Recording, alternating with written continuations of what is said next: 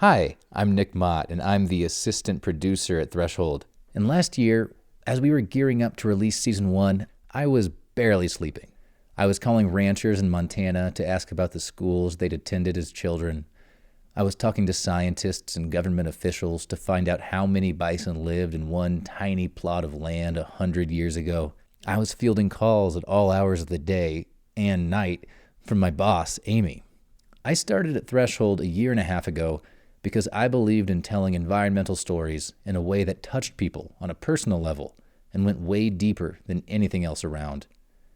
But from everything that went into Season 1, I found so much more than I was looking for. I saw that this sort of journalism has the power to inspire, to entertain, to engage, to spark conversation. But I also learned the sheer amount of time and work it takes to make a show like ours. We're producing Season 2, and we're going even bigger. And to do it, we need your help. If, like me, you love what we do and you want to show it, donate online at thresholdpodcast.org/support. That's thresholdpodcast.org/support. Every dollar counts.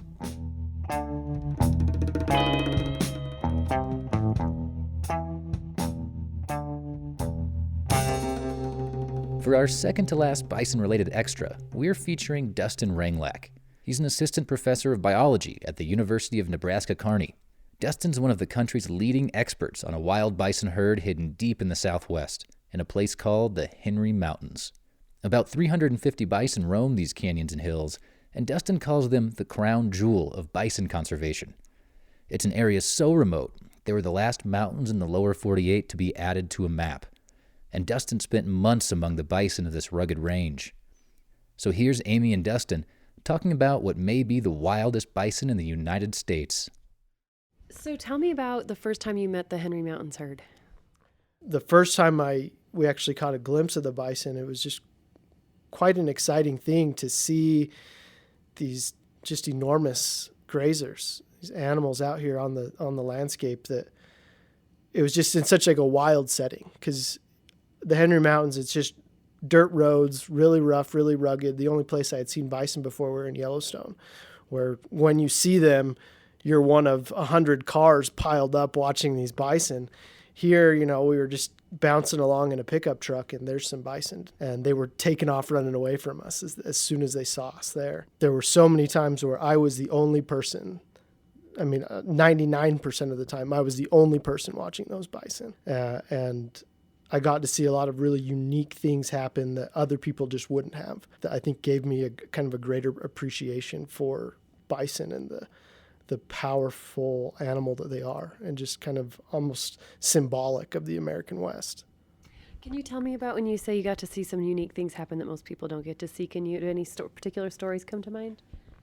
So there are two that really stand out in my mind. The first one was during July of one of my field seasons down there, which is when the bison really start to rut. So there's a lot of fighting going on and sparring between these animals. And I had followed this group of about 200 bison and worked my way up. So I was on just a little bit of a rise that stood up, maybe 15 feet in elevation above this plain where the bison were grazing. It was mostly shrubs, and I was kind of just sitting underneath this one juniper tree, watching them, and they were kind of moving by me, just grazing along. And as I was watching them, these two just monstrous bulls started to spar, just full on going at it. They were going to decide who the winner was right then, right there. All the other bulls in that group had come and formed a half circle around them to watch, and they were all grunting and bellowing, just like in a schoolyard. If there was a schoolyard fight between two bullies, and everyone else just comes and stands around and watches and exit on. That fight started about 100 yards away from me, and it just moved closer and closer, and I had just become so enthralled by what I was seeing. I had stopped collecting data. I was just watching, and suddenly I realized that they were actually only about 20 feet from me, just at the bottom of the hill that I was standing on. One of the bison started to push the other one up the hill, and they were about to end up just sitting in my lap. And so I had to jump up and run. And when I jumped up, it startled them, and that kind of ended the fight. And then the other experience that just was really neat to me was another one of those times when I had really spent my time hiked in, super quiet. This was first thing in the morning, right at first light. I got up and I hiked in on this group that was near my camp and had just gotten set up, and they were, wallowing in these dust wallows, and the sun was rising, and it was just this beautiful moment. And right then, just as I had gotten set up and started, somebody started a truck on the other side of the ridge, and they all stampeded. And I had just started collecting my data, and at a minimum, I needed a count of how many bison there were in that group. And when they stampeded, they started running kind of towards me, but past me and down the valley that we were in. And so I had to jump up to kind of get out of the way a little bit, but then I had to run along with them to try to get my count as to how many of them that there were. And so here's this stampeding herd of about 60 or 70 bison that I'm like running alongside of, trying to count and see how many there were. And that was just like such a unique experience to run with wild bison. Just for that split second, I was a bison, a really skinny bison. A small blonde bison.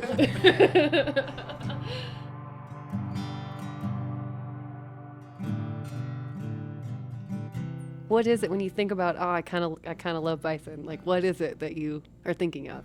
I just have such a respect for their just ability to survive. I think that they are just like a true survivor. When you look at all the persecution that they went through, but they survived. They made it. They are this survivor that doesn't give up, doesn't quit, is going to go where it wants and do what it wants. And maybe it's because I see parallels with myself in that. When I told people in high school that I wanted to be a wildlife biologist, I remember people laughing at me and telling me, I was in high school, I probably weighed 100 pounds. I was just this skinny little kid, and people would say, oh, you can't be a wildlife biologist, you'll just get eaten. And so I have like that same resolve and drive, like I'm going to go wherever I want, and I'm going to do whatever I want, the same way a bison does.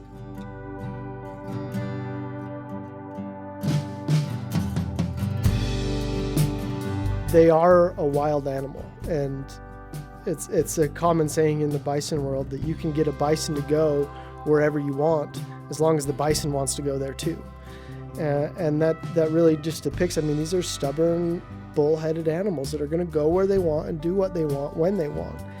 And something about our society does try to squash that.